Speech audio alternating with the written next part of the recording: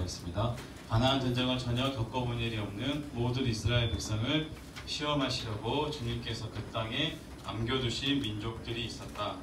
전쟁을 겪어본 일이 없는 이스라엘 자손의 세대들에게 전쟁이 무엇인지 가르쳐 알게 하시고 그들을 남겨두신 것이다. 그들은 바로 블레셋의 5 통치자와 가나안 사람 모두와 시돈 사람과 히윗 사람이다. 히윗 사람은 바알 헤르몬 산으로부터 저 멀리 하맛 어게임까지 이르는 레바논 산에 사는 사람들이다. 주님께서 이스라엘 자손을 시험하셔서 그들이 과연 주님께서 모세를 시켜 천사들에게 계신 명령에 순종하는지 순종하지 않는지를 알아보시려고 이런 민족들을 남겨놓으신 것이다. 그래서 이스라엘 자손은 가나안 사람과 헷 사람과 아모리 사람과 브리스 사람과 히윗 사람과 여붓 사람과 함께 섞여 살았다. 그리고 이스라엘 자손은 그 여러 민족의 딸을 데려다가 자기들의 아내로 삼았고 또 자기들의 딸을 그들의 아들에게 주었으며 그들의 신들을 섬겼다. 이스라엘 자손이 주 하나님을 저버리고 바알과 아세라를 섬겨 주님께서 보시기에 악한 일을 저질렀다. 주님께서 이스라엘 백성에게 크게 분노하시고 그들을 메소포타미아 왕 부산에게 내어주셨다. 이스라엘 자손이 부산 이사장을 18대 동안 섬겼다. 이스라엘 자손이 주님께 울부짖으니 주님께서 그들을 구하여 주시려고 이스라엘 자손 가운데서 한 구원자를 세우셨는데 그하고 갈렙의 아우 그나스의 아들 온니엘이다. 주님의 영이 그에게 내리니 온니엘은 이스라엘을 사사하여 전쟁터에 싸우러 나왔다. 주님께서 메소포타미아 왕 부산이사장을 온니엘에게 세워주시고 온니엘은 부산이사장을 쫓아 어릴 수 있었다. 알겠습니다. 그 땅에서 온니엘이 죽을 때까지 3년 동안 전쟁이 없이 평안하였다. 아멘. 사사기를 지금 1월달, 2월달, 3월달 나누고 있습니다. 옷들이 점점 가벼워지고 있고 굉장히 좋습니다. 핑거 스냅 맞죠? 네. 기도 때 핑거 스텝이라고 이야기하신 것 같아가지고 순간 제목이 잘못 갔나 하고 아는지 청년이기 때문에 같은 안시기 때문에 덮고 넘어가겠습니다. 제목을 이제 되게 목사님에게 전해주시면 목사님이 기가 막히게 찬양이랑 내용들을 다 짜시더라고요. 그래서 이제 이거는 이제 무슨 내용인지 전혀 모르겠려고 이렇게 제목을 정했더니 도대체 뭔 내용일 거냐고 하면서 이제 속이 날아오시더라고요. 그래서 대충 이제 이렇게 하겠습니다 하니까 알겠다라고 하긴 했습니다. 무슨 내용인지 잘 모르실 것 같아요. 핑거 스냅이 뭐죠? 핑거 스냅 혹시 아십니까? 네, 이겁니다. 네, 그렇죠. 아요? 보셨구나. 네, 이겁니다. 일단 왜 이걸 해야 되는지는 이따가 또 나누도록 하겠습니다. 다 잊어버리고 집에서 이것만 계속 하셔도 상관은 없습니다. 오늘 본문 보시면 아시겠지만 어김없이 이스라엘 백성들이 어떻게 합니까? 하나님을 또 버리고, 그렇죠? 하나님의 진노를 받고 부르짖을 때 사사를 보내주시고 또 그냥 가볍게 그 문제가 해결되는 이야기들이 이제 사사기에서 계속 반복되고 있습니다. 근데 우리가 이스라엘 백성들이 왜 이러는가에 대해서 우리가 보지 마시고 이스라엘이 반역을 지향하는 것이 아니라 이스라엘은 계속 그렇게 엉뚱한 결정을 내리고 문제를 일으킴에도 불구하고 이스라엘의 반복적인 문제 앞에서 하나님이 어떻게 하시는가를 우리가 봐야 되는 게 사사기라고 생각을 합니다. 부르짖었더니 하나님께서 그들을 구하셨다. 부르짖어 하나님께서 우리를 구하신다는 개념이 아니라 그 문제까지도 누가 허락하신 거죠? 하나님 허락하신 거고, 부르짖었을 때가 아니라 우리가 아이들이 엄마 나 배고파요 할 때까지 정말 그 밥을 준비하시는 분들 계십니까? 몇 분이 그렇게 하시는 것 같긴 한데 되게 그렇게 하지 않으시죠? 이미 아이가 배고프기 전에 미리 준비해 놓죠. 때로는 배고프다 말하기 전에 줄 때도 분명히 있습니다. 그때는 그 고마움을 전혀 못 느낄 수가 있는 거죠. 나중에 이제 알게 되겠죠. 나중에 어른이 되고 우리 부모님의 헌신이 얼마나 큰지를 알게 될 텐데, 오늘 본문의 말씀처럼 우리가 사사기를 보시면 하나님께서 그의 백성들을 포기하지 않으시고 끝까지 책임지시고 품으시고 계시는 사랑의 하나님이라는 거 우리가 기억하셔야 된다는 거죠. 우리가 죄지으면 하나님께 이렇게 혼을 내셔 하는 사사기의 책망의 개념이 아니라 계속 무너지고 반복되는 실수를 하는 이스라엘 백성에게 하나님께서는 끊임없이 동일한 사랑으로 그들에게 뭘 허락하시죠? 은혜를 더하여 주신다는 것을 우리가 기억하셔야 됩니다. 오늘 본문의 배경이 되는 이스라엘 백성들은 출애굽이 이제 3세대에서 4세대로 넘어가는 그쪽 사람들이라고 볼 수가 있는 거죠.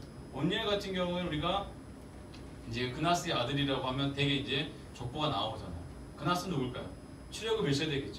그렇죠? 온니엘은 출애굽 2세대로 들어가는 사람일 것이고 그들의 자손들이 이제는 살면서 하나님을 떠나는 장면들이기 때문에 출애굽 1세대는 광야에서 다 죽었습니다. 아시죠? 그 2세대가 이제 가나안에 들어갔을 것이고 그 2세대까지는 그래도 뭐죠? 하나님이 일하심의 역사를 보았을 거예요. 그리고 3세대까지는 아마도 부모님들을 통해서 하나님이 어떠한 분이신가를 어렴풋이나마 들었을 텐데 4세대는 이제 다르다는 거죠. 이것을 우리의 현실로 그대로 가져다 보면 저희 교회에서도 가끔 이제 권사님들이 이제 그 며느리들이나 자기 자녀들이 이제 결혼하고 나서 뭔가 소원할 때 요즘 것들이라고 늘 표현하시더라고요. 근데 그때 저도 운전하고 있을 때 차량을 운전하는데 뒤에서 권사님들이 요즘 것들이 막 이렇게 하시더라고요. 저도 요즘 것입니다. 그러면 이제 막 웃으면서 아무 말 안 하시는데 되게 보실 때 저랑 비슷한 연배시면 요즘 것들은 포함 속에 다 들어가실 것 같아요. 그런데 우리가 알다시피 이제 그 요즘 것들이라는 표현 속에 뭐죠? 뭐가 들어있는 거죠? 내 생각과 내 뜻하고는 요즘 아이들의 행동이 너무너무 다르다라는 표현들이 거기 안에 있는 거라고 생각을 합니다. 김 목사님하고도 이런 이야기를 해요. 가끔씩 우리가 신대원 다녔을 때 진짜 막 꿈이 많아가지고 뭐 그냥 정말 그렇게 교만할 때가 없는 거죠. 우리나라에 난다긴다는 목사님들도 다 설교가 왜 저러면서 그런 때거든요. 지금 나와 보니까 정말 창피하게 그지 없는데 근데 지금 우리가 한 번씩 요즘 신학생들이라는 표현을 입에 달고 있더라고요. 그래서 내가 꼰대가 되고 있구나 라는 생각을 잠시 할 때가 있는데 그게 불과 10여 년 전 이야기거든요. 15년 전 이 정도밖에 안 됩니다. 그런데도 불구하고 요즘 신학교 다니는 그 전사님들을 보면 너무 좀 다른 거죠. 그래서 요즘 신학생들이 왜 저럴까라는 표현이 스스로 찾아오게 됩니다. 아이들은 죄가 없습니다. 제가 재미가 없어서 그런 거예요. 아이들은 아무 죄가 없습니다. 너무 아이들 괴롭히지 마시고 우리 아들도 오늘은 안 자고 있네. 오늘도 안 자고 있기 때문에 다 눈을 뜨고 하시면 되겠습니다. 항상 주무셔가지고 제가 주무시는 사람들에게 뭐라고 할 자격이 저는 없습니다. 그런데 이제 우리 부모님 세대를 한번 생각해 보시면 그렇죠. 저기 이사님 어떻습니까? 이사님 보시기에 자녀들의 모습을 보면 또 우리 누뚜기 보면 어떻습니까? 눈에 넣어도 안 아프십니까? 아플 이유가 어디 있습니까? 예? 아플 이유가 어디 있습니까? 아 눈에 넣어보셨습니까? 눈에 넣기 너무 예 알겠습니다. 근데 그 아이의 생각이나 행동들을 이해하기가 쉽습니까? 어렵습니까? 좀 어렵죠. 네, 많이 어려울 것 같아요. 그걸 되게 이제 세대 차이라고 이야기하는데 요즘은 너무너무 빠르게 변화되고 있기 때문에 세대 차이라는 표현으로도 부족하다고 생각을 합니다. 그래서 저희 아버님 세대 때는 광복이 있었고요. 6.25 이제 전쟁이 있었습니다. 그래서 그분들 세대에게는 전쟁이라는 게 너무너무 무서운 거고 배고픔이라는 문제는 굉장히 큰 거죠. 그걸 아는 세대이기 때문에 그렇지만 사회적으로 우리나라가 지금같이 뭔가 어떤 문화적으로 경제적으로 갖춰져 있는 게 없었기 때문에 그저 열심히 하는 게 몸에 배신 분들이죠. 지금도 저희 아버님 세대들 보면 뭐 10월에 보면 어떻습니까? 새벽부터 막 하시고 제가 순천에 있을 때는 새벽 예배 운전하려고 이제 가다 보면 밭에서 검은 사람이 우수수 움직여요. 가다가 순간 깜짝 놀래요. 목사지만 귀신이라고 깜짝 놀랐는데 보면은 이제 옆집 할머니가 나와서 밭에서 한번 일하고 계시고 이런 것을 본 적이 분명히 있습니다. 지금도 여전히 열심히 일을 하시는 세대들이죠. 그렇기 때문에 그 세대들에게는 열심히 일하는 것이 최고로 중요한 거였고 또 뭐죠? 개천에 용납하려고 최선을 다했던 세대들이 맞습니다. 그렇기 때문에 그분들에게 있어서 쉰다는 거 우리 성도님들에게 휴가 쉬는 거 어떻습니까? 굉장히 좋은 일이잖아요. 그렇지 않습니까? 근데 부모님 세대랑 생각해 보시면 뭐 그분들이 좀 쉬는 거에 대해서 어떻게 생각하나요? 굉장히 불경하거나 굉장히 좋지 않은 것으로 생각을 하는 거죠. 왜냐하면 그분들이 보기에 우리 세대는 어떻습니까? 전쟁의 위험이 있습니까? 없습니까? 이제 조만간에 통일도 될 것 같은 분위기가 좀 있는데 그쵸? 그렇고 먹는 거 뭐 오늘 나는 세 끼는 못 먹었다 하시는 분 계십니까? 여기 아닙니다. 두 끼로 하겠습니다. 아침, 저녁, 점심 아예 안 먹으시는 분 계십니까? 안 계시죠? 다들 얼굴들이 굉장히 기름진 얼굴들이. 충분히 그럴 수 있을 거라 생각을 해요. 근데 요즘에는 먹고 입는 문제 이런 거 가지고는 뭐 고민되지 않는 세대죠. 그러면 우리 부모님 세대들이 볼 때 우리 세대는 걱정 근심이 없으니까 뭐만 하면 되는 거죠. 자기 할 일만 열심히 하면 되는 그런 세대라고 생각을 합니다. 정말 걱정 근심이 없으십니까? 우리 20대 청년이 예, 저쪽에 예. 아 30대 예, 우리 30대 청년 예. 20대가 됐든 30대가 됐든 우리 꼬마들 친구들 걱정 근심이 없어요? 아니요.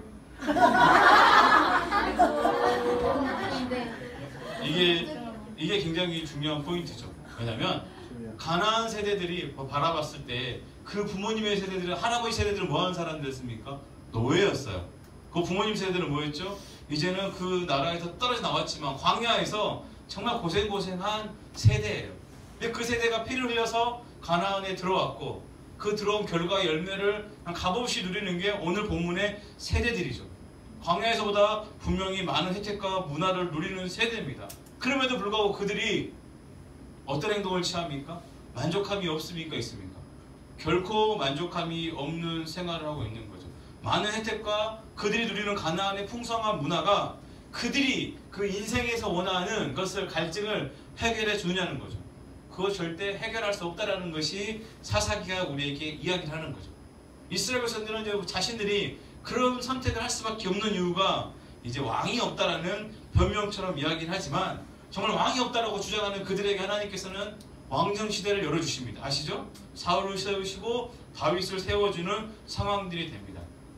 그러면 왕이 세워지면 이스라엘 백성이 하나님을 온전히 따랐습니까? 성경을 안 읽으십니까? 어제도 열심히 읽으시던데. 아니, 월요일날 열심히 성경 읽으시고 안 읽었습니까? 읽었습니다. 저번에 김 목사님이 오셨을 때는 반응도 좋으시던데. 네, 알겠습니다. 빨리빨리 넘어가겠습니다. 최대한 빨리 끝내도록 하겠습니다. 잘 한번 생각해 보시기 바랍니다. 왕정 시대가 열렸는데 그 왕들에 따라서 나라가 태평성대하고 그런 멋진 상황들이 있었습니까? 왕을 달라고 하는 이스라엘의 요구나 그들의 판단이 맞았습니까? 틀렸습니까? 틀렸다라는 것이 왕정의 그 역사를 통해서 우리가 열왕기상하나 역대상하를 통해서 우리가 분명히 확인할 수가 있는 거죠. 그럼에도 불구하고 다윗 왕에 대해서 한번 설명해 보겠습니다. 다윗 왕은 어떤 왕입니까? 다윗 왕 돌멩이 하나로 인생이 역전된 그런 불세출의 영웅으로만 우리가 생각하지만 그렇지만 그렇지 않다라는 거죠. 그가 왕이 되려고 하는 그 모든 과정도 순탄치 않았고 심지어는 어떻게 됩니까? 자기 가족들의 생명을 보호하고자 자기가 죽였던 골리앗을 죽였던 블레셋의 투항에서 적국에서 잠시 자신을 피할 정도로 비참한 상황에 처해 있습니다. 우리가 시편에 보면 다윗이 지은 시가 많이 있지만 하나님의 영광을 위해서 찬양하는 시도 분명히 있습니다. 하지만 너무너무 원통하고 속이 터져서 내가 할 수 없으니까 하나님에게 저 원수를 버려달라고 탄원하는 기도가 훨씬 많죠. 그것을 바라봤을 때 다윗의 경우에는 그나마 그래도 그 인생의 어려운 고비고비마다 하나님의 은혜를 경험하게 되었고 그래도 말년이 좀 뭐 괜찮게 끝이 난 인생일 수 있어요. 아들에게도 쫓겨나기도 하고 다양한 일들을 경험했지만 그런데 더 중요한 사람이 한 명 등장합니다. 우리 히스기야라고 그저 우리 잘 아는 왕이 있습니다. 그가 기도했더니 죽을 병에서 고침을 받았습니다. 얼마가 연장이 됐죠? 15년. 이건 또 읽으셨나 보네요. 그 부분 다 같이. 네, 아는 것은 잘 나오는 거죠. 제가 이제 더 쉽게 정말 우리 교회 학교 수준으로 질문을 던지도록 하겠습니다. 15년입니다. 그렇죠? 그러면 15년 연장받고 그 2년 후에 누가 태어났습니까? 역시 이제 성도님이 모를까봐 목사님이 미리 이제 도와주셨습니다. 그렇죠? 그 아들 므낫세가 태어나게 되고 그 므낫세는 남유다의 멸망을 시키는 핵심적인 왕으로서 자라게 되는 거고. 근데 아들을 떠나서 히스기야 왕 그 자체도 어떻습니까? 하나님의 선지자의 책망을 듣게 되고 말년이 이렇게 좋지 않은 모습들을 우리가 분명히 보게 됩니다. 우리는 복을 원하고 평안을 원하고 하나님의 응답을 간구합니다. 그런데 중요한 것은 그 복이 우리에게 오고 평안이 우리에게 오고 응답이 우리에게 온다고 해서 우리가 그 응답대로 내 삶을 단단하고 멋지게 끌어가느냐? 결코 그렇지 못하다는 거죠. 기도로서 적도 물리치고 병도 고침을 받고 해가 10도나 뒤로 물러가는 놀라운 역사를 경험했던 왕이라 할지라도 어떻습니까? 그가 복을 복으로 누리지 못하는 거죠. 우리가 구약성경을 끊임없이 보면 아시겠지만 실패에 다다르는 모든 과정마다 하나님께서 방치하신 게 아니에요. 하나님의 선지자들을 끊임없이 보내시고 선포합니다. 너희가 하나님을 바르게 알아야 된다. 우리가 여호와께 돌아가자라고 열심히 선포하는 거죠. 이 선지자들이 이스라엘이 망할 것을 기정사실해놓고 외치거나 가르치려는 것이 아니라 너희가 원하는 것들을 채워지는 환경이라 할지라도 그것으로서 우리 인생이 하나님 원하는 대로 가지 못한다는 거죠. 왜요? 거기에 뭐가 없으면 하나님의 뜻이 없으면 하나님의 인도하심이 없으면이죠. 우리가 의지로서 믿음이 커지고 싶다. 그렇죠? 기도 그냥 하루에 그냥 6시간씩 해보고 싶다. 뭐 이런 의지로 불타신 분들은 안 계십니까? 우리 교육 수준에 들어와서 하루에 성경책을 한 장씩 꼭 읽고 싶다. 뭐 이 정도. 우리가 결심을 하는데 이게 늘 잘 되십니까? 네, 성경책 한 장에 있는 것도 굉장히 안 됩니다. 우리 신앙생활에서 내 의지와 결심으로 어떻게 해보려고 하는 게 진짜 안 됩니다. 그만큼 안 되는 게 또 있습니다. 뭐가 안 될까요? 살 빼는 거 안 됩니다. 100g만 우리가 한번 빼보고 싶어도 어떻습니까? 예? 너무 과하게 액션하지 마시라고 목사님이 이러시네요. 굉장히 어렵습니다. 근데 제가 거기에 답을 하나 알았어요. 나 왜 다이어트가 안 되는가? 모 예능 TV에서 우리 김종국 씨가 나와서 그 이야기를 하더라고요. 운동을 가르치는 자기 이제 매니저한테 운동을 가르쳐주면서 많은 사람들이 운동을 할 때 자기 그 하루 일정에서 1시간 운동해야죠. 그걸 집어넣는데 그게 아니라는 거예요. 운동을 시작하면 내가 새로운 삶을 산다라고 생각을 하고 시작을 해야 된다는 거예요. 그래서 그 말을 딱 듣는데 목사로서 머리 한 대 딱 맞는 느낌이에요. 그 도에 이른 사람이 하는 그런 이야기 같았어요. 뭔가 다 다른 사람, 뭔가 경지에 오른 사람의 그런 이야기죠. 우리는 늘 계획을 세울 때 어떻습니까? 아침에 시간이라도 내가 좀 시간에서 운동해야지라는 생각을 하면서 그 일상을 하면서 운동을 집어넣잖아요. 근데 그렇게 하는 게 아니라 새로운 삶을 산다고 시작하고 생각하고 운동을 해야 된다는 거죠. 우리가 예수가 우리에게 찾아오셨을 때 내 그동안의 삶을 두고 그렇죠? 아침에 내가 뭐뭐뭐 해야 되는데 그동안에 이걸 좀 빨리 해서 10분 시간 내서 성경 한 장 읽어야지. 이게 늘 우리의 생각이잖아요. 그렇지 않습니까? 우선순위가 어디에 있는 거죠? 나의 일상에 있는 거고 말씀은 끌어오는 거죠. 그런데 그게 아니는 거죠. 하나님이 진짜 원하시는 것은 그것으로서 우리 인생을 완성할 수 없다라는 거죠. 왜냐하면 성경에 보시면 그러면 다윗의 가문이었던 그 가문이 망합니까? 안 망합니까? 결국에는 끝이 납니다. 그렇죠? 이스라엘 백성도 끝이 나요. 그러니까 구약 성경을 읽으면 읽을수록 뭔가 시원해지고 이렇게 했더니 하나님께서 이렇게 세우시는구나 하는 게 없지 싸그리 망합니다. 그렇지 않습니까? 그리고 끝으로 갈수록 소선지자도 읽으면 읽을수록 어떻습니까? 속이 터지고 답답하고 어떤 선지자는 심지어 아내가 바람 났는데도 다시 데려오라 하고 이런 하나님이 하시는 일을 보면 성경에 보면 깔끔한 게 없어요. 왜 이렇게 복잡하고 계속 귀찮은 일들이 반복되는 거를 우리가 한번 생각해 볼 필요가 있어요. 그럼에도 불구하고 그 복잡함 속에서 흐르는 성경의 메시지는 굉장히 간결합니다. 내용은 뭘까요? 답은 다양하게 나올 수 있지만 한 줄로 요약하면 이거죠. 하나님을 믿고 온전히 그분을 구하는 거죠. 그게 성경 우리에게 늘 주는 답이에요. 너희가 복잡하게 생각하지 말고 하나님을 구하고 하나님을 온전히 구하라는 거죠. 근데 왜 하나님을 구해야 되는가? 이 부분에 대해서 말씀을 나누는 거죠. 하나님이 일하심의 하이라이트가 어디에 있습니까? 우리가 신약 성경에 예수님이 이 땅에 오신 사건이죠. 성육신 하신 사건이고 그 성육신 하시는 메시아가 이 땅에 오셨는데 그 결과가 뭐였습니까? 많은 사람을 살리고 이스라엘의 왕이 되어가지고 로마를 쫓아내고 이런 멋진 왕으로서 메시아로서 기록이 됩니까? 아니죠. 비참하게 십자가에서 죽으시는 사건으로 우리가 끝이 나는 걸 알고 있습니다. 그런데 거기에서 하나님께서는 어떤 역사를 일으키십니까? 부활의 역사를 일으키시고 승리를 이끄시는 반전을 만드시는 것을 분명히 보게 됩니다. 제가 몇 주 전에 이제 그 수요 예배가 약간 내러티브식으로 하시잖아요. 목사님 설교가 내러티브고 그때 예수님이 겟세마네에서 기도하는 장면이 있었어요.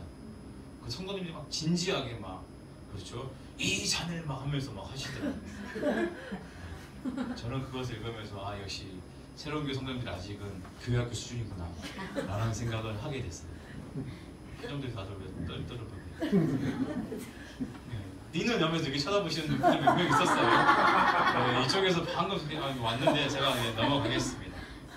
왜 제가 그렇게 생각을 하냐면 우리가 너무 내 입장에서만 생각하는 것 같아요. 왜냐면 겟세마네의 기도를 예수님은 정말 죽기 싫은데 하나님께서 죽어야 되니까 그러면 내 원대로 마시고 아버지 원대로 되기 원합니다. 이런 마음이었을까요?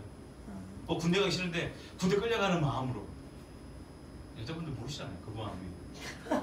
남자분들은 알지만 치를 떨면서 그냥 가만히 계시는 그 생각을 한번 해볼 필요가 분명히 있습니다. 아니면 저는 겉으로 표현하지 않았죠. 속으로 굉장히 웃었어요. 병사들이 예수님을 잡으러 오는 장면 있죠. 거기서 너희가 성전에서 가르치대는 가만히 있더니 지금 나 잡으러 왔냐고 하니까 막 다들 무슨 장군처럼 그 병사들을 꾸짖듯이 막 혼내듯이 막 짜증나는 그죠? 막 기도하고 있는데 기도 방해한 것처럼 막 짜증나듯이 막 히스테릭한 예수님을 연기를 막 하셨었어요. 아닙니까? 아닌가요? 저만 혼자서 딴 데서 예배드리고 있었습니까? 아니 그렇게 안 하셨습니까? 그 병사들에게 약간 화를 내듯이 호통치듯이 아닙니까? 저는 사극을 보는 줄 알았어요. 정말. 그런데 잘 생각해 보십시오. 잘 생각해 보십시오. 그렇게 싫은 일이라면 그쵸? 십자가의 영광이 우리에게 무슨 의미가 있을까요? 주님께서 이 십자가의 죽으심으로 온 인류가 이제는 죄의 권세에서 노임을 받고 하나님의 백성이 되는 기회가 얻게 되었잖아요. 그렇지 않습니까? 성소로 나갈 담력을 얻는 사건이 십자가의 사건이잖아요. 그런데 우리는 그 마음을 모르는 거 있는 거죠. 그리고 예수님께서 겟세마네 동산에서 이 잔을 막 하면서 기도할 때 하나님은 그래 내일 아니니까 이거 봐라 이런 개념으로 이런 생각처럼 예수님을 버려주셨을까요? 전혀 그렇지 않다라고 생각해요. 제가 그것을 제대로 경험한 사건이 제 얘기 있습니다. 6년 전에 우리 언니가 12월생이에요. 약 3살 정도 됐었을 때 막 걷기 시작하냐 16개월 정도 됐어요. 4월 달이었는데 고난주간 마지막 날이었어요. 토요일 날이었어요. 내일이 부활절이죠. 저는 주일날 교회 이제 토요일날 교회 사역을 정리하고 집에 딱 들어가는데 온유 얼굴이 반쯤 이렇게 스크래치가 막 나가지고 이렇게 얼굴이 부었는데 어머니가 참기름을 이렇게 기름으로 발라가지고 이렇게 안정시켜놨더라고요. 근데 그 얼굴 보는데 처음으로 다친 거예요. 태어나서 이 아이가 처음으로 이렇게 좀 크게 다친 거죠. 그 얼굴을 보고 있는데 너무 속이 상한 거예요. 어떤 마음이면 차라리 내가 아프고 말겠다라는 이 그냥 눈에도 안 아플 아이가 얼굴이 이렇게 반쯤 넘어져가지고 바닥에 넘어져가지고 꽝 쪄가지고 이렇게 스크래치가 났는데 얼굴이 이렇게 반쯤 부어지죠. 너무 속이 상한 거예요. 그러면서 그때가 이제 하필 고난주가 마지막 날이잖아요. 아 기도가 부족했구나 이런 개념이 아니라 정말 하나님의 마음이 어떤 마음인지 알게 됐어요. 예수님께서 십자가에 달려 죽으셨을 때 하나님이 그냥 눈을 감으신 것은 정말 괴로운 마음으로 저는 눈을 감았을 거라고 생각해요. 어찌하여 나를 버리시나이까 마지막 그 외침 속에서 하나님이 그 말씀을 들으셨을 때 미안하다 네가 욕봐라 이 개념이 아니라니까요. 같이 고통을 받으셨을 거라고 정말로 저는 생각을 합니다.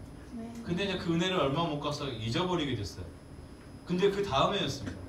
다음에도 고난주간이었어요. 토요일날 정말 눈에 넣어도 안 아픈 우리 시아가 보행기에서 타다가 보행기가 넘어지면서 머리를 바닥에 찐 거예요. 근데 혹이 좀 크게 나고 괜찮은 줄 알았어요. 주일날 잘 마쳤습니다. 부활절을 이제 기쁘게 마치고 월요일이 됐는데 아침에 막 토하고 막 상황이 이제 안 좋았어요. 머리를 만졌더니 혹이 난 머리 부분이 말랑말랑한 거예요. 순간 깜짝 놀랐어요. 놀래가지고 이제 병원에 가서 그 꼬맹이한테 물약으로 먹으니까 바로 이렇게 수면 효과가 있더라고요. CT를 찍었거든요. 그러니까 두개골이 금이 쫙 갔더라고요. 너무 놀랐어요. 안에 약간 피가 살짝 보이고 그때 정말 심장이 붕 떨어지는 줄 알았어요.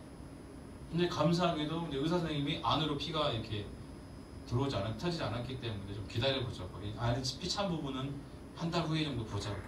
근데 감사하게도 이제 한 달 후에 됐더니 깨끗하게 되고 이제 뼈는 잘 아물었을 겁니다. 몇 년 지났으니까 잘 아물었겠죠. 근데 두 번의 그 경험을 하게 되면서 이제 고난주가만 되면 정말로 그때가 딱 떠오릅니다.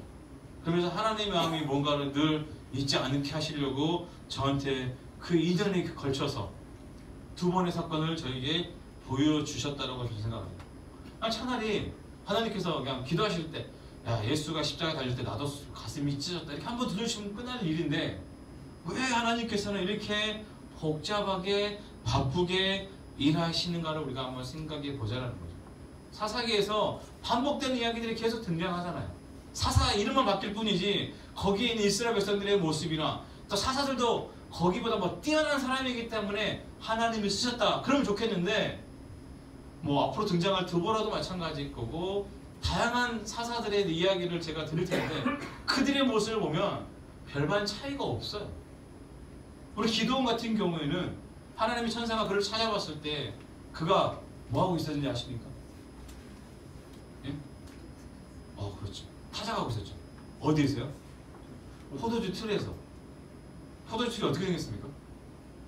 그러니까 큰 통이잖아요. 그러니까 거기서 뚜껑 덮고 그 안에서 뭐하고 있는 거죠? 열심히 빻고 있는 거죠. 근데 갑자기 나타나가지고 큰 용사야 그러니까 얼마나 창피했겠어요. 그렇지 않습니까? 그래 뭐 훔치려 뭐 하고 얍실하게 뭐 일하고 있는데 갑자기 나타나고 큰 용사 뜨끔하잖아요.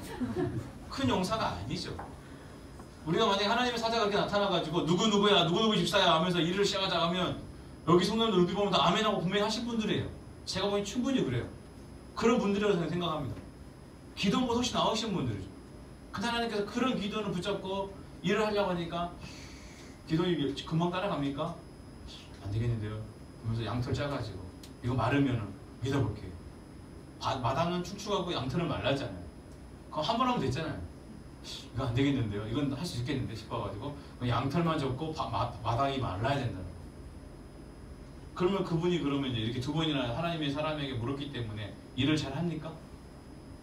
아니죠. 오직에서 하나님께서 꿈 이야기를 통해서 이제 그가 겨우겨우 어쩔 수 없이 일하게끔 하는 상황들을 사사기에 보시면 위대한 사람이 딱 하나 있습니다. 누구죠? 하나님 말고는 없어요. 그리고 이스라엘 백성들이 너무 고통스럽고 부르짖을 때 하나님이 일하시를 보면 굉장히 간단하죠. 그래 너 가서 일 좀 해라. 끝인 거예요. 그렇게 해결되는 문제예요. 그 문제를 왜 계속 이스라엘 백성들은 반복하고 있는가? 그 하나님께서 계속 반복한 이스라엘 백성들을 가지고 한 방에 정리를 하지 아니하시고 끊임없이 그들에게 왜 기회를 주시는가? 이것을 우리가 고민해 봤으면 좋겠습니다. 우리의 소원들은 어떻습니까? 높죠. 근데 그 소원을 여러분이 스스로 실천할 수 있습니까? 없습니까? 우리는 그럴 능력이 별로 없어요. 사사기에서는 핑계를 댑니다. 왕이 없어서 자기 소견을 옳을 때를 했다. 우리 성도님들은 어떻습니까? 목사님이 안 봐서 자기 소견을 옳을 때로 하고 계시지 않습니까?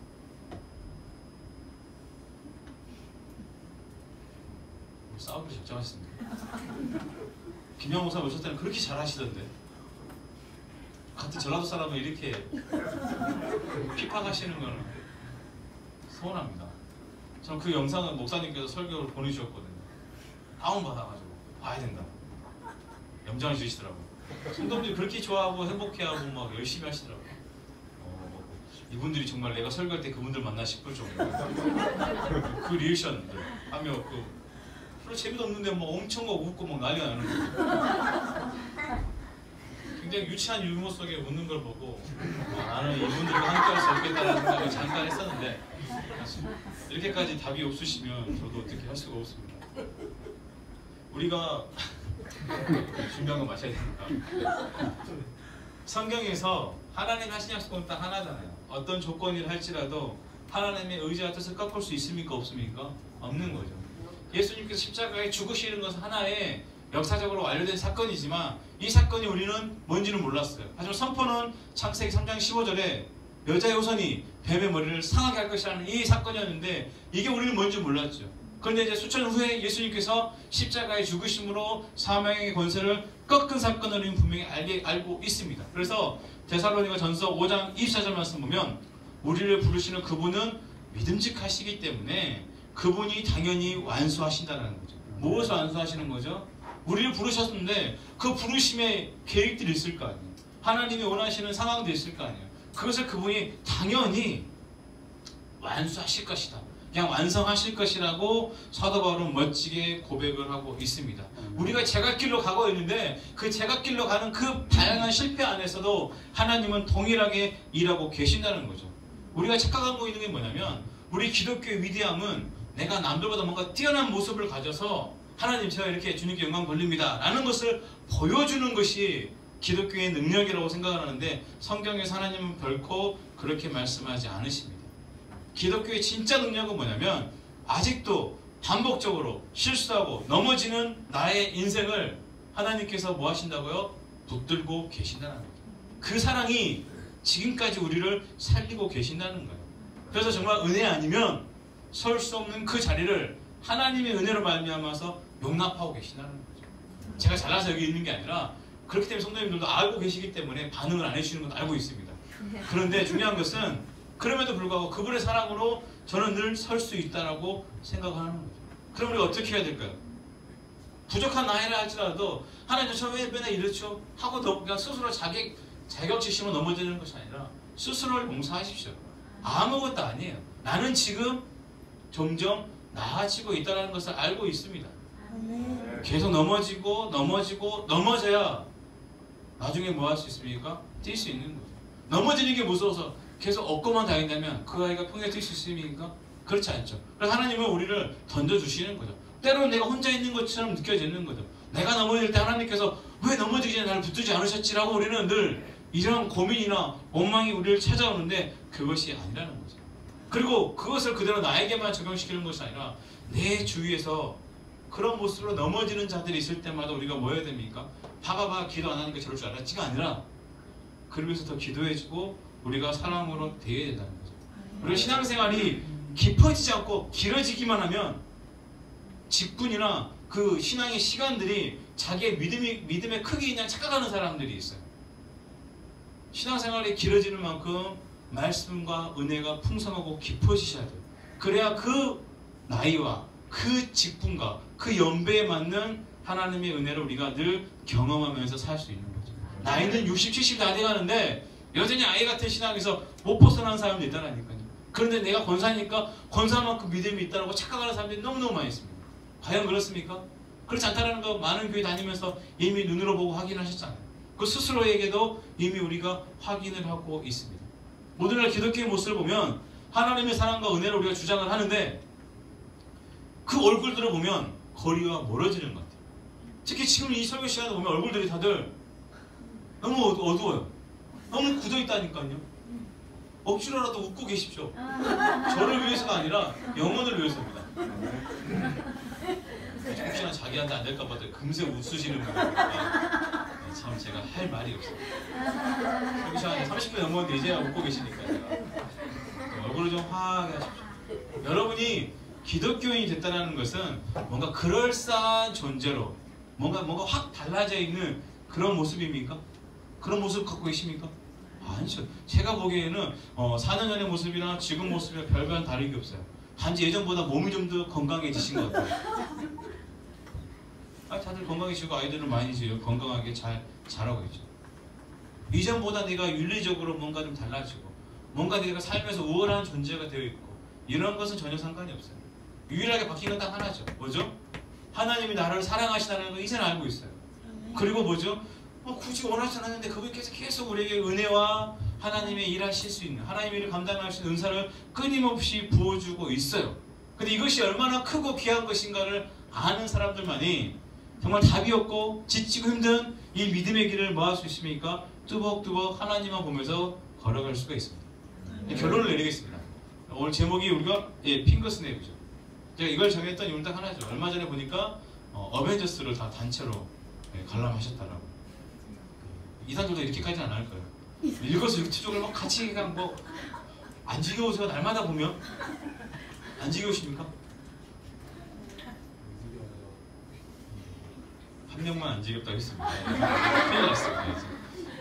금요일날 우리가 셀벨 모임하실 때 서로의 마음을 다시 한번 확인해 보시는 시간이 있었습니다.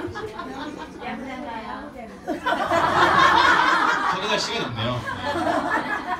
저번에 여러분들이 가셔가지고 기아가 졌는데 작년에 잘 나갈 때도 졌는데 이번에는 모르겠습니다. 이번에 이기면 정말 주의 은혜라고 저는 생각을 하고 여러분을 이번 주 금요일은 제가 경기를 안 보도록 하겠습니다. 제가 보면 좀 지니까 여러분을 위해서라도. 근데 그 영화를 한번 생각해 보시면 내용은 아주 유치하고 간단하잖아요. 그렇죠? 타노스라는 인간이 나타나가지고 인간이 아니죠. 외계인이 그렇죠? 장갑 하나 끼고 보석 모아가지고 우주를 멸망시키겠다고, 그렇죠? 절반을 죽이겠다라고 하는 게 아주 그냥 뭐 되지도 않는 이야기인데도 불구하고 저는 굉장히 재미있게 봤습니다. 왜냐면 저는 이제 아들이랑 같이 마블 팬이어가지고 영화 나올 때마다 이제 열심히 보고 있는데 영화 마지막 결과는 어떻습니까? 타노스 상대로 우리 영웅들이 그렇죠? 무시장병 힘을 모아서 열심히 싸웠는데 이겼습니까? 못 이겼습니까? 결국엔 못 이겼죠. 마지막에 토르가 열심히 만든 애쓰고 만든 도끼를 던졌는데도 불구하고 그렇지 뭐였죠? 맞아. 너가 실수했다. 그러면서 뭐죠? 가슴이 아니라 목을 쳤어야 된다고. 기회는 한 번뿐이라고 마지막에 뭐하죠? 딱 이거 한 번 하면서 모든 전쟁이 끝이 나요. 무슨 얘기인지 아시겠죠? 안 보셨습니까? 네. 죄송합니다. 네, 그렇죠. 들어도 모릅니다. 안 보면 몰라요. 안 보면 몰라요. 집에 가서 다시 극장에 내리는. 근데 결론은 이거 한 번 하니까 어떻게 됩니까? 우주의 절반이 사라지면서 우리가 좋아하는 그 주인공들이 그냥 먼지처럼 사라지게 되고 우리 그루트가 사라졌을 때 너무 마음이 아팠어요. 네, 그렇죠. 아이언 그루트예요. 아이언맨이 아니고. 그렇죠. 죽게 되는 상황이 됐습니다. 그리고 우리 온유는 같이 봤는데 옆에서 영화가 끝이 났어요. 옷이 다 젖었어요. 머리가 막 다 젖었어요. 너 왜 그래? 무서웠어. 그러니까 아니요, 너무 긴장돼가지고 막. 우리 주인공들이 비웃는 게 아니에요. 비웃는 거 아니에요. 여러분은 그 몰입을 모르시네요. 그걸 몰입되면서 주인공들이 그냥 먼지로 사라져가니까 마음이 아팠다는 거예요. 그러면서 걱정하더라고요. 다음에 어떻게 될지 막. 다 죽은 거냐고. 아니야, 다시 다 살아나. 걱정하지 마 하면서 이제 제가 데리고 나왔어요. 이걸 그대로 우리 성경으로 가져가 보면 우리 하나님은 우리가 뭐라고 고백합니까? 전능하신 하나님이라고 고백합니다. 이 광활한 우주를 뭐로 창조하셨습니까? 말씀을 창조하셨어요. 이것도 안 했어요. 그죠? 있으라 하니까 있게 됐어요. 그럼 없으라고 하면 없게 하실 수 있는 그런 분이시잖아요. 그 멋지신 분이 손가락 하나만 까딱 해주시면 우리 인생이 정말 편해질 수 있잖아요. 그렇지 않습니까? 우리의 소원들, 내가 바라는 인생들이 있는데 왜 하나님께서 그거는 주시지 않으시면서 왜 나를 이렇게 복잡하고 답답하게 끌고 가시는가? 이거 하나만 딱 해주시고 우리 원하는 거 딱 해주시면 아버지도 좋고 나도 좋고 진짜 아버지라고 부를 수 있는 마음이 생기잖아요. 그때부터는. 이제는 지금 어쩔 수 없이 하나님 아버지라고 부르는데 내가 원하는 거 착착착 되면 그냥 아버지가 되는 거예요. 아버지가 될 수 있어요. 그런데 하나님께서는 우리에게 그렇게 안 해주셔요. 하나님의 능력이 타노스의 이것만 또 못해서 그럴 걸까요? 그건 결코 아니죠. 하나님 일하시면 정말 쉽습니다. 기도로 수십만 원의 대군도 그냥 하나님께서 흩어버리시는 게 하나님의 능력이라는 걸 분명히 알아요. 사사기를 읽어보시면 아시겠지만, 안 읽어보시겠지만 집에 가 시간을 한번 읽어보십시오. 거기에 일하시는 하나님의 일은 너무너무 간단해요. 이스라엘 백성이 부르짖습니다. 사사를 보내줍니다. 끝납니다. 막 긴장 관계도 없어요. 그냥 끝이 나요. 심지어 그냥 여자들이 나서가지고 일을 끝냅니다. 그 당시 분위기에 맞지 않는 이런 상황들을 성경에 보게 되면 하나님 일하시는 방법은 신묘막측하다는 거 말고 갖고는 생각이 안 나죠. 그럼 이렇게 멋지신 하나님이 내 삶에서는 이렇게 간단하고 심플하게 일하지 않으시는가? 왜 그럴까요? 죄송합니다. 어려운 질문인데 수준이 높지 않으신데 내가 다 설명해요. 하나님께서는 우리 삶의 모든 고민과 선택 그 모든 것에 하나님의 일하심과 하나님의 그 사랑을 담기를 원하고 계신다는 거죠. 우리가 삼는 소원을 생각해보면 하나님의 영광을 위해 하겠습니다라는 고백도 있지만 이것은 결국 뭡니까? 세상과 벗삼을 수 있는 좋은 것들밖에 되지 않아요. 그럼 우리는 뭐죠? 그게 있어야 그게 내 삶의 힘이 돼야 뭔가 해볼 수 있을 것 같다는 생각들이 들죠. 그것 때문에 지금까지 부동이 살아오신 인생들이에요. 세상과 잘 어울려 보려고 열심히 살아왔는데 그게 우리의 삶을 무너뜨리고 있다는 걸 이제야 깨달아요. 그러면서 우리 뭐뭐 고백합니까? 오직 예수뿐이네. 찬양을 하지만 우리 마음은 어떻습니까? 뭔가 허전하고 답답하고 삐지는 마음이 생길 수 있어요. 그런데 지금 한번 돌이켜보시기 바랍니다. 신앙생활에 기신 분들은 10여 년 될 수 있고 짧으신 분들은 이제 몇 년밖에 안 되겠지만 우리가 원하는 모습이 아닐지라도 때로는 부끄러운 신앙의 모습들이 계속 반복되었는데 그 반복되는 내 인생에서 답이 없어가지고 스스로 창피해지는 상황들이 있는데 그 모든 장면들을 한번 떠올려 보시면 거기에 뭐가 있습니까? 거기에 하나님의 일하심이 들어있어요. 그거 없었으면 내가 이 자리에 있었는가를 한번 고백해 보시기 바랍니다. 하나님은 매 순간 우리의 인생에 예수님이 담기를 원하시고 하나님의 사랑이 담기기를 원하고 계시다는 거예요. 손가락만 까딱이 해서 해결할 수 있는 그 일을, 아니면 하나님께서 십계명을 들고 모세가 내려왔는데 금송아지 섬기는 그 이스라엘 백성들 앞에서 하나님께 속이 상해서 저를 다 쓸어버리고 내가 새 민족을 이루겠다 모세에게 말씀하시잖아요. 모세가 뭐라 말하죠? 아멘. 이렇게 했습니까? 내가 드디어 아브라함의 위치에 올라가는 걸 하는 게 아니라 그렇지 않잖아요. 하나님이 너무너무 속이 상할 정도로까지 이스라엘 백성들은 무너지죠. 세 판을 짤 수 있어요. 그럼에도 불구하고 이 모든 것을 친히 참으시고 그 긴 시간, 우리 입장에서만 긴 시간이겠죠. 그렇지만 그럼에도 불구하고 하나님이 이 모든 것을 끌고 오시는 그 힘이 무엇이냐는 거죠. 하나님이 나를 사랑하고 계신다는 거죠. 그 사랑이 없으면 우리는 이미 잊혀진 존재가 될 수 있고 그냥 답이 없는 그 인생을 여전히 살고 있을 것입니다. 내가 무언가 그럴싸한 인생이 되고 존재가 되어야지만이 하나님의 영광을 받으시는 것이 아닙니다. 내가 예수를 믿는다라고 하는 그 고백은 나를 위해서 하나님께서 그 아들을 죽이셨구나라는 고백이에요. 그냥 고백이 아니에요. 이건 정말로 큰 고백인 거죠. 하나님이 그만큼 우리를 귀하게 여기시고 사랑하신다는 거죠. 그렇기 때문에 현재 우리의 모습은 좀 부족할 수 있어요. 이스라엘 백성처럼 계속 하나님이 잠깐 은혜 주시면 와 있다가 또 하나님의 영광이 거둬져 갈 때 또 스스로 무너졌다가, 이것이 반복되는 모습일 수 있지만 부끄러워하지 마시고 그냥 늘 매일매일 뻔뻔하게 하나님 앞에 나아가시기 바랍니다. 내 모습이 어쩌든지 간에 나는 괜찮다. 내가 세상이 나에게 뭘 할지라도 내 삶에서 오직 예수만 영광 받으면 나는 충분하다. 이것이 우리 성도님들의 고백이 되었으면 좋겠습니다. 예수로 사시기 바랍니다. 우리 신앙에서 어떤 계획이 어그러질 때, 마음이 무너질 때 이걸 한번 하시기 바랍니다. 하나님이 이것보다 더 쉽게 일하실 수 있는 분이라는 것을 잊지 마시기 바랍니다. 그러면 우리가 답이 없는 상황에서 답을 확인하는 거죠. 뭐가 답입니까? 이 상황에도 하나님은 나를 더 사랑하신다. 내가 울 때 하나님과 함께 울고 계신다. 하나님은 나를 정말 사랑하신다. 이 은혜를 놓치만 않으면 우리 인생이 세상 앞에 화려하지 않을지라도 하나님 앞에서는 그 누구보다 존귀한 자로 인정받을 줄로 믿습니다. 기도하겠습니다. 사랑이 많으신 아버지 하나님, 감사함을 드립니다. 보잘것없는 내 삶에 찾아와 주시고 자녀 삼아 주시고 여전히 뛰지도 못하고 걷는 것조차 두려워서 넘어지고 넘어지는 내 삶을 하나님은 끝까지 인내하시고 잡아주신 하나님, 아버지 하나님인 줄로 믿습니다.